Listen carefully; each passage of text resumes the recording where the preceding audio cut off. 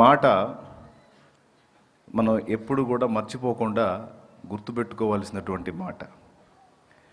నన్ను ఘనపరచు వారిని నేను ఘనపరుస్తాను, నన్ను తృణీకరించే వాళ్ళని నేను తృణీకరిస్తాను అని దేవుడు స్పష్టంగా మాట్లాడినటువంటి మాట. దేవుణ్ణి మనం ఘనపరచాలి అని దేవుడు ఒక కోరిక కలిగి ఉన్నట్టు మనకు అర్థమవుతుంది. సృష్టికర్తగా ఆయన అలా ఆశించటం న్యాయమే, ఆయన అలా కోరుకోవటం న్యాయమే. కనీ పెంచి పెద్ద చేసిన తల్లిదండ్రులు తమ కన్నబిడ్డ తమని గుర్తించాలని ఎలా అయితే ఆశిస్తారో, సృష్టికర్త అయిన దేవుడు మన నుంచి అలాంటి గుర్తింపును ఆశించటం సబబే, న్యాయమే. తల్లిదండ్రిని పిల్లలు తృణీకరించి వారిని నిర్లక్ష్యపరిచినప్పుడు సహజంగానే తల్లిదండ్రి హృదయాలు గాయపడతాయి. వీడిని నేను ఎంతో ప్రేమించాను, వీడి కోసం నా జీవితాన్ని ధారపోశాను,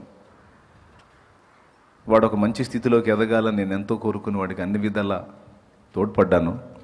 కానీ అన్నీ పొంది వీడు నన్ను తక్కువ చేశాడే, తేలిగ్గా ఆలోచించాడే, వీడు నన్ను నిర్లక్ష్యపరిచాడని తల్లిదండ్రి గాయపడతారు.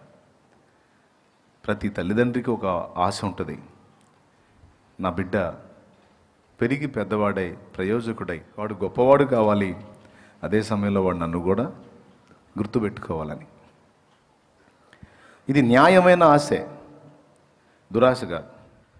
మనుషులే అంత ఆశ పెట్టుకుంటారు. మరి ఆ తల్లిదండ్రుల కడుపులో మనల్ని వేసిన సృష్టికర్తకి ఎంత ఆశ ఉంటుందండి మన పట్ల? తల్లిదండ్రుల్ని గుర్తించకపోతే తల్లిదండ్రి చింతపడ్డట్టే.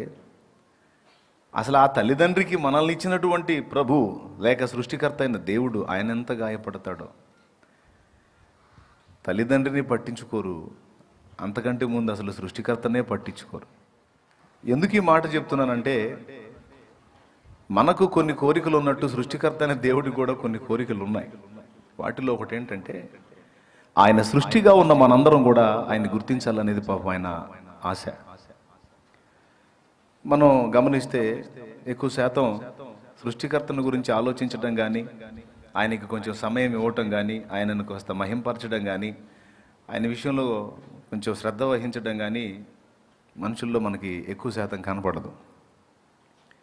అంతా జీవితాన్ని అనుభవించే విషయంలో, ఆర్జించే విషయంలో, సమకూర్చుకునే విషయంలో మనసులు ఎక్కువ శాతం లాగుతూ ఉంటాయి. కానీ దేవుడి వ్యవహారం, దేవుడి ఆలోచన అనే వాటి మీదకి మనసు వెళ్ళాలంటే చాలా కష్టంగానే ఉంటుంది. దేవుడిచ్చిన వాటిని అన్నిటినీ అనుభవించడానికి మనసు ఉంది, కానీ అన్నిటినీ మనకు అనుగ్రహించిన దేవుని గురించి ఆలోచించడానికి మాత్రం మనసు లేదు. ఇది దేవుడు గాయపడే సంగతుల్లో ఒకటి. దేవుని బిడ్డలంగా దేవుణ్ణి సేవిస్తున్న మనం ఈ విషయంలో జాగరూకులమై ఉండాలి. ఎందుకంటే దేవుడే చాలా స్పష్టంగా ఆ మాట మనతో మాట్లాడాడు. ఈ ఒక్క వచనంలోనే కాదు, అనేక వచనాల్లో ఆ విషయాన్ని దేవుడు స్పష్టపరిచాడు. ఏమిటి దేవుడు ఆశించింది అంటే, నేను మిమ్మల్ని నిర్మించాను, మీరు నన్ను గుర్తించాలి. నేను మీకు జీవితాన్ని ఇచ్చాను, ఆ జీవితం అంతటి ద్వారా మీరు నన్ను ఘనపరచాలి. ఇది నేను మీ నుండి ఆశిస్తున్నాను. లోకస్తులు ఎటుగూడి అది వినే పరిస్థితుల్లో లేరు. కానీ దేవుని స్వరాన్ని వినడాన్ని సాధన చేసిన మనమైనా తప్పనిసరిగా ఈ విషయాన్ని సీరియస్గా తీసుకోవాలి అనే దాన్ని గ్రహింపు కలిగించడానికే ఈ వచనం నేను చదివించాను. ఖచ్చితంగా మన జీవితంలో ముఖ్యమైన 3 స్థానాలు దేవునికి మనం ఇవ్వవలసి ఉన్నది. దాన్ని మనం కష్టపడి సాధన చేయాల్సి ఉంది. అదంత తేలికైన విషయం కాదు, అయినా దాన్ని మనం సాధించాలి. మొట్టమొదటిది, మన జీవితంలో ప్రథమ స్థానం దేవునికి ఇవ్వాలి. నేను ఇందాక చదివించినటువంటి వచనం ఆదికాండం 1వ అధ్యాయంలో 6వ రోజు జంతువుల్ని మానవుణ్ణి చేశాడు కదా. ఈ మానవుణ్ణి చేసిన విధానాన్ని 2వ అధ్యాయం 5వ వచనం నుంచి రాశాడు. ఆదికాండాలు దేవుడైన యెహోవా నేల మంటి నుండి నరుని నిర్మించి వాని నాసికారంధ్రములలో జీవవాయువును ఓదగా నరుడు జీవాత్మాయను అన్నాడు. అక్కడ ఒకడినే చేసినట్టుంది కానీ ఇద్దరిని చేసినట్టు లేదు. ఆదికాండం 1వ అధ్యాయంలో మనుషుల్ని చేసిన ప్రస్తావన తెచ్చాడు. 2వ అధ్యాయంలో ఎలా చేశాడో, ఫస్ట్ ఎవరిని చేశాడో తర్వాత ఎవరిని చేశాడో స్పష్టత ఇచ్చాడు. ఫస్ట్ పురుషుణ్ణి చేశాడు, ఆదాము అనే మొదటి మనుషుణ్ణి చేశాడు. తర్వాత కొద్ది కాలం తర్వాత నరుడు ఒంటరిగా ఉండటం మంచిది కాదు అని తలపోసి మళ్ళా స్త్రీని నిర్మించి ఆ మానవుడికి సాటి అయిన సహాయాన్ని ఇచ్చాడు. ఇక్కడ మనం ఆలోచన చేస్తే జక్ పూనేన్ అనేటువంటి దైవజనుడు ఈ సంగతిని గురించి ఒక మంచి తలంపు రాశాడు. ఆయన పుస్తకంలో ఒక మంచి తలంపు రాశాడు. ఏంటంటే, దేవుడు మొదట ఆదాముని తర్వాత హవ్వని నిర్మించాడు. వీళ్ళిద్దరిని నిర్మించడానికి ముందు దేవుడు ఒక ఆలోచన చేసుకున్నాడట. ఏమిటి ఆలోచన అంటే, నేను ఈ స్త్రీ పురుషులు ఇద్దరిని ఒకేసారి చేస్తే పురుషుడికి కళ్ళు తెరవగానే ముందు నేను స్త్రీ నేను ఇద్దరిని చేస్తాను కాబట్టి ఇద్దరం ఎదురే ఉంటాం. కాబట్టి నన్ను చూడొచ్చు లేదా స్త్రీని చూడొచ్చు. కాబట్టి నేను ఫస్ట్ పురుషుణ్ణి చేస్తాను, చేసిన తర్వాత నేనే అతనికి కనబడాలి. ఇంకా ఏ మనిషి కూడా అతనికి కనబడకూడదు, ఫస్ట్ నేనే కనబడాలి. ఆదాము నిర్మించుకున్నాడు, మొదటి మానవుడిని నిర్మించాడు. నిర్మించి ఆ వ్యక్తికి జీవం పోసిన తర్వాత ఆయన కళ్ళు తెరిచినప్పుడు ఫస్ట్ ఎవరిని చూసుంటాడండి ఆదాము? గమనించండి, ఫస్ట్ దేవుణ్ణి చూసుంటాడు. అది దేవుని కోరిక. ఆ బిడ్డ రెడీ అవుతున్నాడు, వాడు కళ్ళు తెరవగానే ముందు నన్నే చూడాలి. తర్వాత హవ్వని సృష్టించిన విధానం కూడా మనకి డిఫరెంట్గా కనపడింది. ఆదాముకి గాఢ నిద్ర కలుగజేసి ఆ ప్రక్కటి ఎముకలలో ఒక ఎముకను తీసి ఆ చోటును మాంసంతో పూడ్చి ఆ ఎముకను తీసుకెళ్ళి స్త్రీనిగా నిర్మిస్తాడు. ఆదాము దగ్గరే నిర్మించాడా, ప్రక్కన నిర్మించాడా అంటే వేరొక చోట నిర్మించినట్టు మనకి స్పష్టమే. ఎందుకని ఆదాము దగ్గరే ఆమెని సృష్టించలేదు అంటే, ఒకవేళ ఆమె కళ్ళు తెరిచినప్పుడు ఆదామును చూసిద్దేమో. కాబట్టి ఈమె కూడా, స్త్రీ కూడా రెడీ అయినప్పుడు, సృష్టించబడినప్పుడు, కంప్లీట్ అయినప్పుడు, కళ్ళు తెరిచినప్పుడు ఆమె సైతం నన్నే చూడాలి అనేది దేవుని హృదయవాంఛ. అందుకే దేవుడైన యెహోవా ఆదాము గాఢనిద్ర కలుగజేసి అతని ఎముకలలో ఒక ప్రకటెముకను తీసి ఆ చోటును మాంసంతో పూడ్చి ఆ ఎముకను స్త్రీనిగా నిర్మించి ఆదామునొద్దకు తెచ్చాడు. అతడు ఏ పేరు పెడతాడో చూద్దామని ఒక చోట చేసి ఆయన దగ్గరికి తీసుకొచ్చాడు అంటే ఆమె చేయబడింది ఆదాము దగ్గర కాదు, సపరేట్గా వేరే చోట ఆమె నిర్మించబడింది. అయిపోయిన తర్వాత తీసుకొచ్చి ఆదాము దగ్గర చూపించాడు. ఆదాముని హవ్వ చూడటానికి ముందు ఆమె దేవుణ్ణి చూసింది. ప్రైజ్ ద లార్డ్, హల్లెలూయా. ఆదాము హవ్వని చూడటానికి ముందు దేవుణ్ణి చూశాడు. అంటే ఇక్కడ ఒక పాఠం మనకు నేర్పుతున్నాడు దేవుడు. ఏం నేర్పుతున్నాడంటే, దేవుడు మనం కళ్ళు తెరవగానే ముందు ఆయననే చూడాలి, ఆయన్నే కలుసుకోవాలి, ఆయనతోనే మాట్లాడాలి, ఆయనతోనే మన వ్యవహారాన్ని మొదలు పెట్టాలని ఆయన వాంఛిస్తున్నట్టు మనకు అర్థమైంది. ఇది న్యాయమా అన్యాయమా? న్యాయమేగా. ఎందుకని మిగిలినవేవి చూడలేకుండా ఆయనే కనబడటం నాకు ఒక రకంగా అనిపిస్తుంది. ఇది స్వార్థం కదా. నేనే కనపడాలి, నన్నే వాళ్ళు చూడాలి. ఈ సంగతి మీతో మాట్లాడుతుంటే నాకు ఒక ఉదంతం గుర్తొచ్చింది.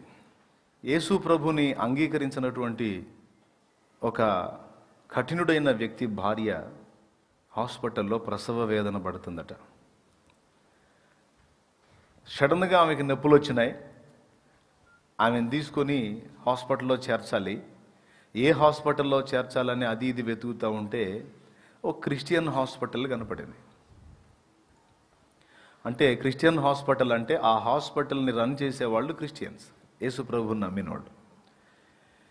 ఈమె భర్తకేమో యేసు ప్రభు అంటే ఇష్టం లేదు, చాలా అసహ్యం, నచ్చదు ఆయన అంటే. కాబట్టి ఈమెను ఏం చేశారంటే ఆ హాస్పిటల్లో చేర్చారు. ఈమెని కాన్పు కోసం ఉంచినటువంటి గదిలో యేసుక్రీస్తు ఫోటో ఉంది.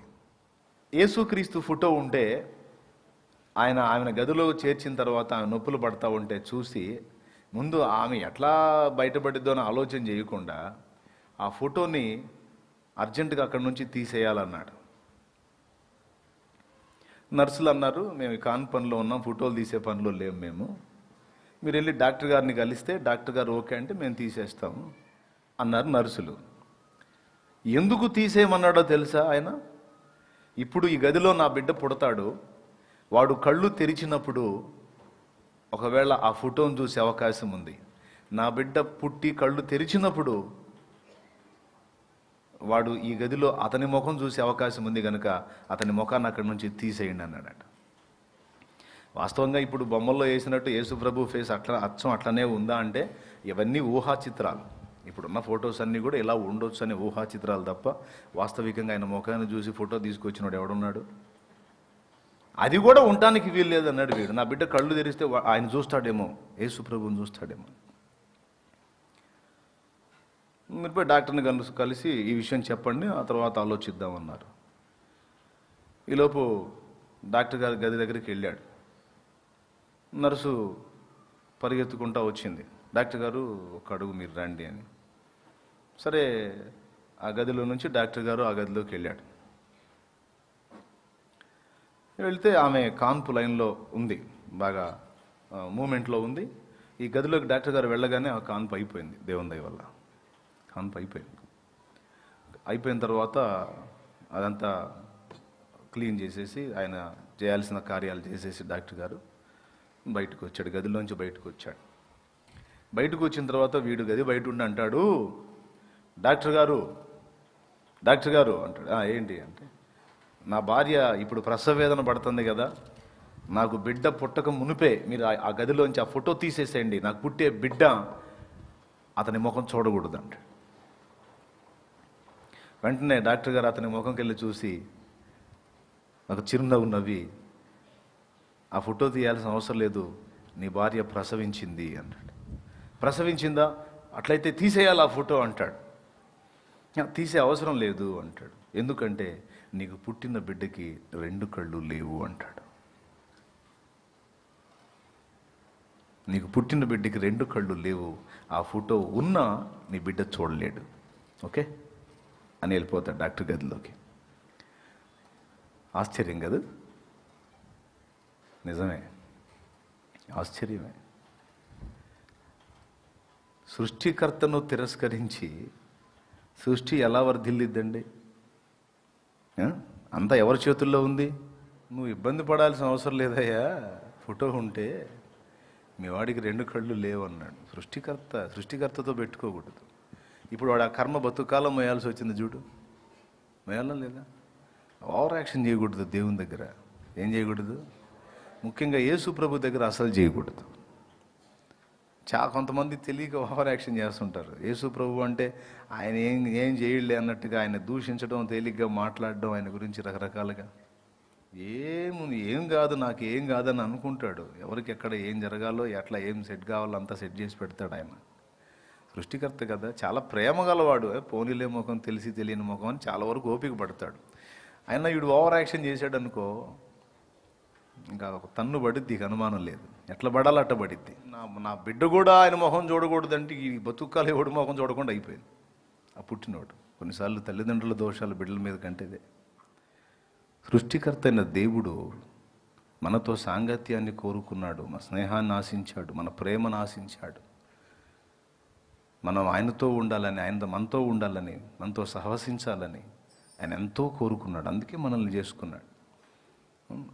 మనమేమో ఆయన ఒక్కడిని వదిలిపెట్టి మిగిలిన అన్నీ చేస్తున్నాం. కాబట్టి ఆదాము హవ్వల్ని దేవుడు అలా ఎందుకు చేశాడు అంటే, వాళ్ళు కళ్ళు తెరవగానే ముందు ఎవరిని చూడాలని ఆశించాడు? ఆయన్నే చూడాలని ఆశించాడు. కాబట్టే వాళ్ళని సపరేట్గా చేశాడు. ఒకరి తర్వాత ఒకరిని టైం తీసుకొని మరీ చేశాడు.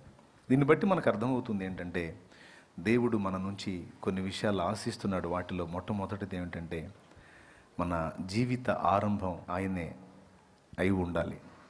జీవిత ఆరంభం ఆయనే, మన ప్రతి ఉదయ ఆరంభము ఆయనే, మన అన్నిటి ఆరంభాల ప్రారంభం ఆయనే అయి ఉండాలనేది దేవుని కోరిక.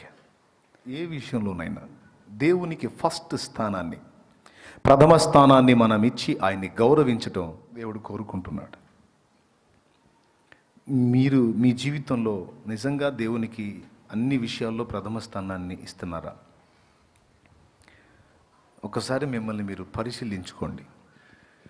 తన జీవితంలో ప్రతి ముఖ్య ఘట్టంలోనూ దేవునికి ప్రాధాన్యతనిచ్చేవాడు నిశ్చయముగా ఆయన ఆశీర్వాదాన్ని పొందుతాడు. అలాంటి వ్యక్తిని దేవుడు అంటున్నాడు, నేను నిశ్చయంగా వాడిని గణపరుస్తానని. దేవునికి ఒక బలహీనత ఉందండి. దేవునికి బలహీనతలు ఉంటమేంది అనకండి, బైబిల్లో ఉంది. దేవుని బలహీనత మనుషుల బలం కంటే బలం గలదని. సో దేవునికి కూడా కొన్ని బలహీనతలు ఉన్నాయి. వాటిలో ఒకటేంటంటే మనల్ని ఆయన ఎంతో ప్రేమిస్తాడు, మనమంటే ఆయనకు చాలా ప్రేమ, అది ఆయన బలహీనత. 2, మనం ఏడిస్తే ఆయన చూస్తూ ఉండలేడు, అదొక బలహీనత. దేవుడు బలవంతుడా కాదా? బలవంతుడా కాదా? మరి యాకోబు ఏడిస్తే దాటిపోయాడు, ఆ యాకోబుని ఆశీర్వదించి వెళ్ళాడు. హిజ్కియా ఏడిస్తే ఊరుకున్నాడా దేవుడు? ఆహా, అసలు వాస్తవంగా హిజ్కియా ఆయుష్కాలం అయిపోయింది. ఆయన హిజ్కియా ఏడ్చినందుకు ఇంకో 15 ఏళ్ళు ఇచ్చాడు. చూడు, ఏడిస్తే ఊరుకుంటాడేమో చూడు.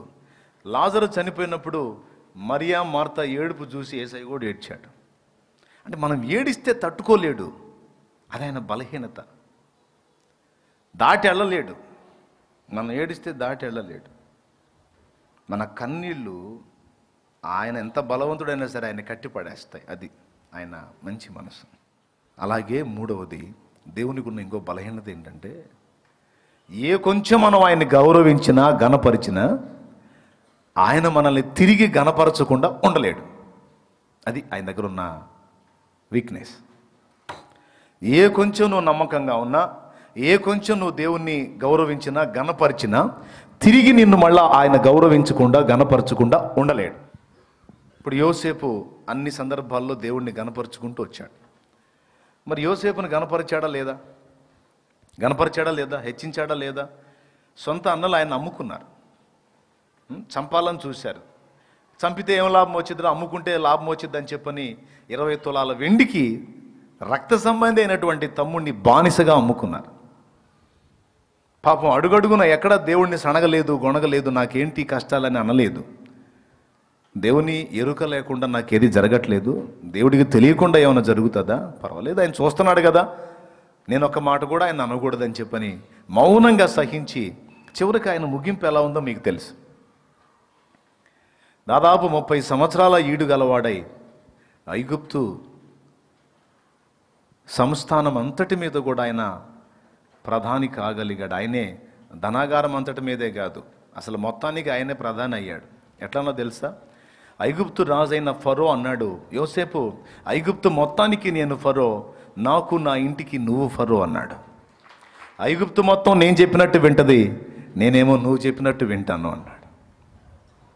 ఫరోకే ఫరో అయిపోయాడు. ఎంత హెచ్చించాడో చూడండి దేవుడు, ఆయన ఎంత ఘనపరిచాడో చూడండి. కారణం ఏంటో తెలుసా? యోసేపు ప్రతి ఘట్టంలోనూ దేవునికి ప్రధాన స్థానం ఇచ్చాడు. యజమానురాలు బలవంత పెట్టినప్పుడు ఆమె ఏమనుకుంటుందో అనుకోలా, అమ్మో దేవుడేమనుకుంటాడో అని పట్టింపు కలిగి ఉన్నాడు. అన్నోళ్ళు తిరిగి వచ్చి ఆయన కాళ్ళ మీద సాగిల పడ్డప్పుడు ప్రతీకారం తీర్చుకుందాం అనుకోలా, ఇప్పుడు నేను వీళ్ళని క్షమించి చేర్చుకుంటే దేవుడు సంతోషపడతాడని దేవుణ్ణి బట్టి వాళ్ళని క్షమించాడు.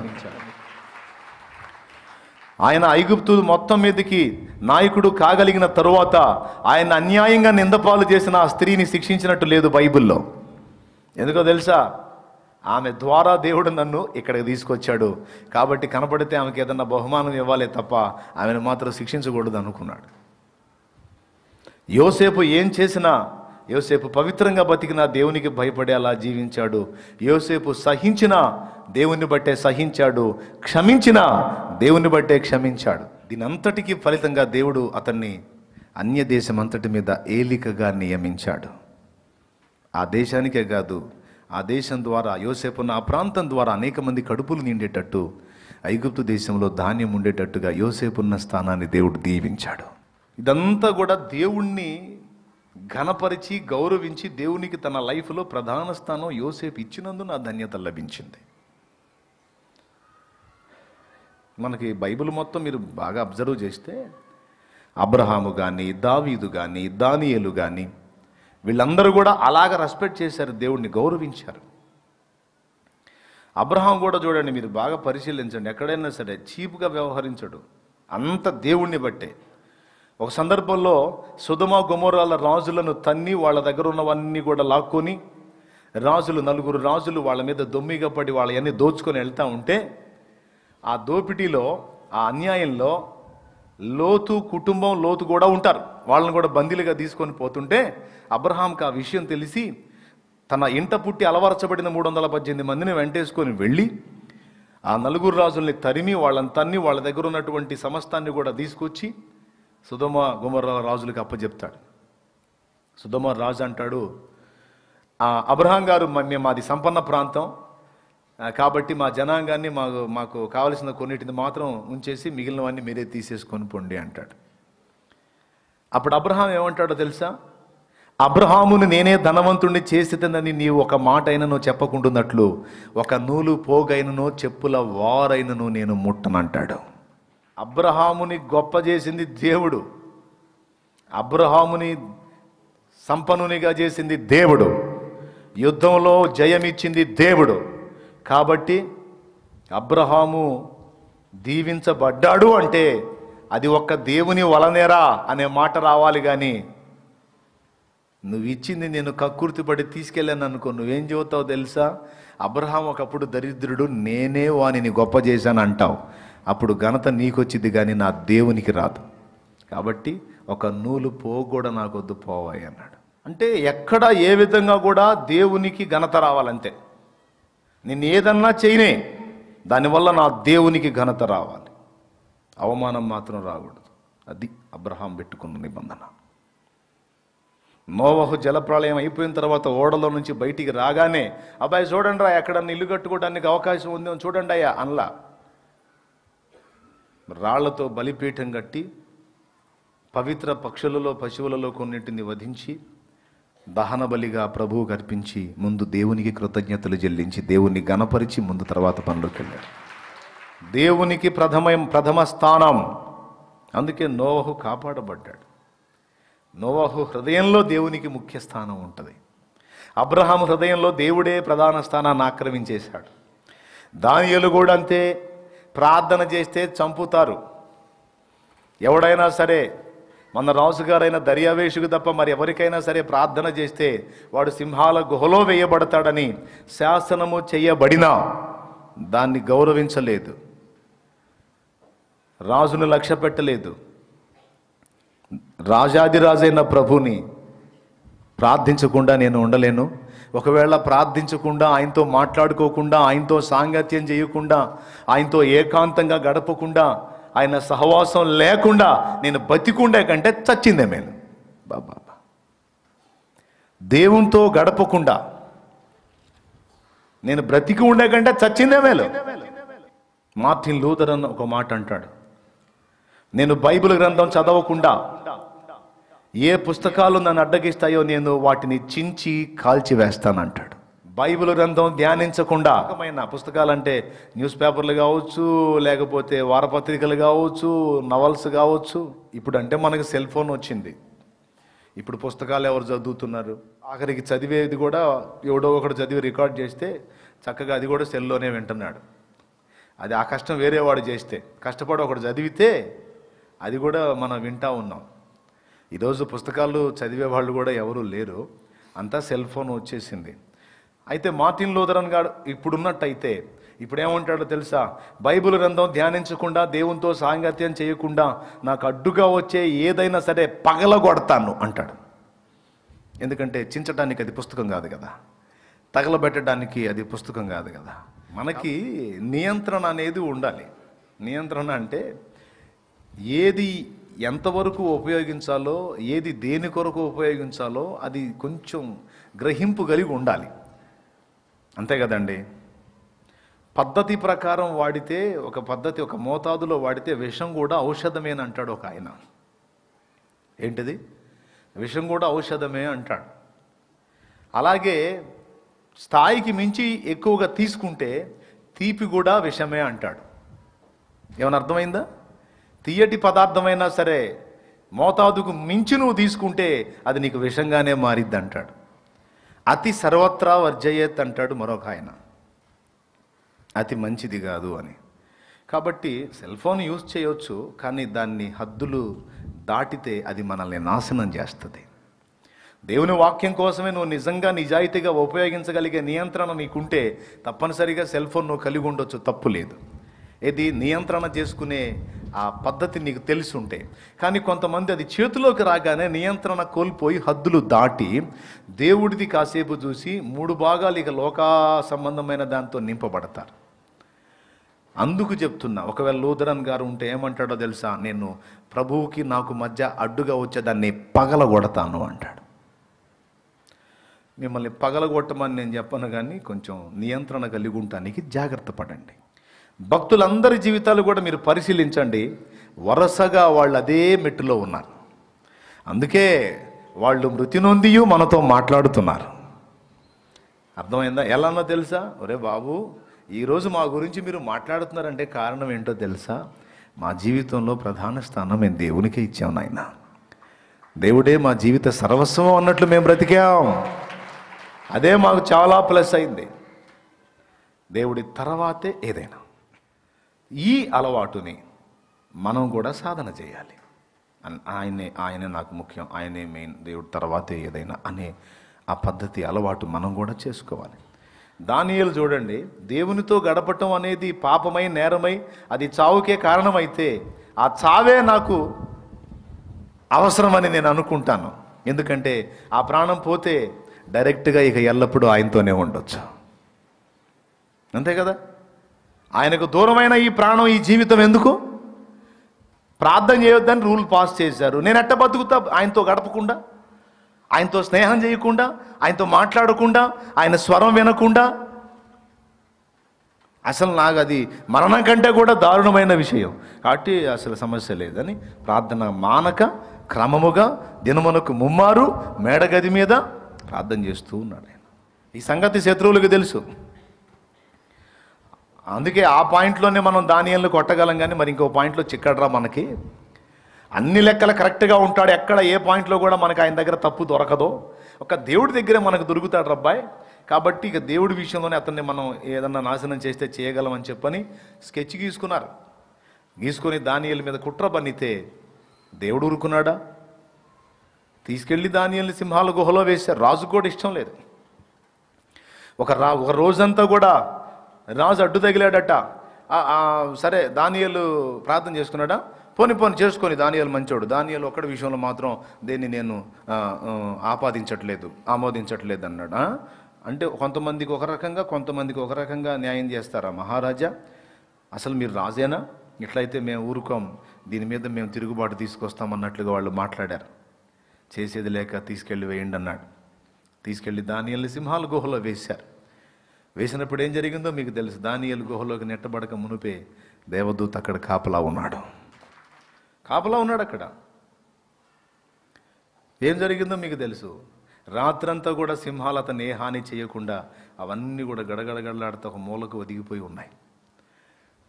దానియేలు అయితే ప్రశాంతంగా రాత్రంతా దేవుని కృతజ్ఞతలు చెల్లిస్తూ, మహింపరుస్తూ, ఆ ఆశ్చర్యాన్ని తిలకిస్తూ ఆనందిస్తూ ఉన్నాడు. దానియేలేమో ఆనందపడుతున్నాడు, సింహాలేమో అదురుబేసి వచ్చినాయి.